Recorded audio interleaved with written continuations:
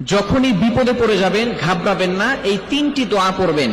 কোরআনে বর্ণিত এই তিনটি দোয়ার আমল যদি আপনি করতে পারেন, যত বড় ধরনের বিপদ হোক না কেন, আল্লাহ তাআলা এই বিপদ থেকে আপনাকে হেফাজত করবেন। প্রটেক্ট ফ্রম অল অ্যাক্সিডেন্ট, সকল বিপদ আপদ থেকে, বালা মুসিবত থেকে আল্লাহ তাআলা আপনাকে প্রটেক্ট করবেন, হেফাজত করবেন। এই তিনটি দোয়া তিনজন নবী বলেছিলেন, এই তিনটি দোয়া করেছিলেন, যার কারণে আল্লাহ পাক রব্বুল আলামিন তাদেরকে কঠিন বিপদ থেকে হেফাজত করেছিলেন। নাম্বার 1, 1 নাম্বার হচ্ছে ইব্রাহিম আলাইহিস সালাম একটি দোয়া করেছিলেন। সেই দোয়াটি 4 নম্বর পারার 11 নম্বর পৃষ্ঠার 15 নম্বর লাইনে রয়েছে। সূরা আল ইমরানের 173 নম্বর আয়াতে রয়েছে, হাসবুনাল্লাহু ওয়া নি'মাল ওয়াকিল, হাসবুনাল্লাহু ওয়া নি'মাল ওয়াকিল, আমার জন্য আমার আল্লাহই যথেষ্ট।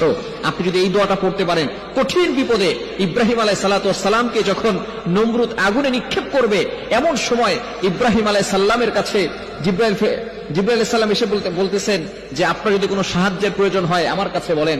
সাথে সাথে ইব্রাহিম আলাইহিস সালাম বললেন যে আল্লাহ আমাকে দুনিয়াতে পাঠিয়েছেন, সেই আল্লাহ কি দেখছেন না আমি বিপদে পড়ে আছি?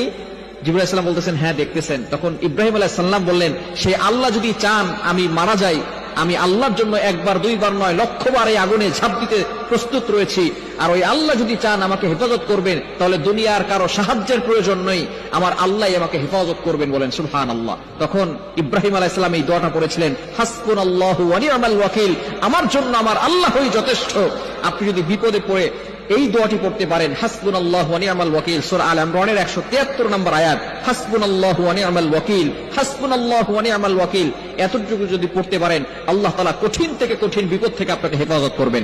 নাম্বার 2, দ্বিতীয় নাম্বার দোয়া হচ্ছে নূহ আলাইহিস সালাম এই দোয়াটি করেছিলেন। সূরা কমারের 10 নম্বর আয়াতে রয়েছে, রব্বি ইন্নী মাগলুবুন ফান্তাসির, রব্বাহু আন্নী মাগলুবুন ফান্তাসির। নূহ আলাইহিস সালাম এই দোয়াটা করেছিলেন, রব্বি ইন্নী মাগলুবুন ফান্তাসির। আপনি আপনার রবের কাছে সাহায্য প্রার্থনা করছেন। আপনি যদি আপনার রবের কাছে সাহায্য প্রার্থনা করেন, আল্লাহ পাক রব্বুল আলামিন অবশ্যই আপনাকে কঠিন থেকে কঠিন বিপদ থেকে হেফাজত করবেন। নূহ আলাইহিস সালাম 950 বছর দাওয়াত দিয়েছিল, মাত্র 80 থেকে 82 জন মানুষ দিনটাকে কবুল করে নিয়েছে, বাকি কেউ এই দিনকে কবুল করে নেয় নাই। ফাইনালি নূহ আলাইহিস সালাম আল্লাহর কাছে দোয়া করেছিলেন এবং বিশাল প্লাবন হয়েছিল, এগুলো আমরা অনেকেই জানি, এই ঘটনা বলবো না। আল্লাহ পাক রব্বুল আলামিন নূহ আলাইহিস সালামকে হেফাজত করেছিলেন। আল্লাহ পাক রব্বুল আলামিনের কাছে নূহ আলাইহিস সালাম এই দোয়াটা করেছিলেন, এজন্য এই দোয়াটা পড়বেন, রব্বি ইন্নী মাগলুবুন ফান্তাসির। এবং তৃতীয় নাম্বার হচ্ছে আইয়ুব আলাইহিস সালাম যে দোয়াটি করেছিলেন, রব্বি আন্নী মাসতানিয়াদ দুররু ওয়া আনতা আরহামুর রাহিমিন, এই দোয়াটা পড়বেন। আইয়ুব আলাইহিস সালাতু ওয়াস সালাম 18 বছর ধরে অসুস্থ হয়ে পড়েছিলেন, কঠিন বিপদ তার ভিতরে চলে এসেছিল।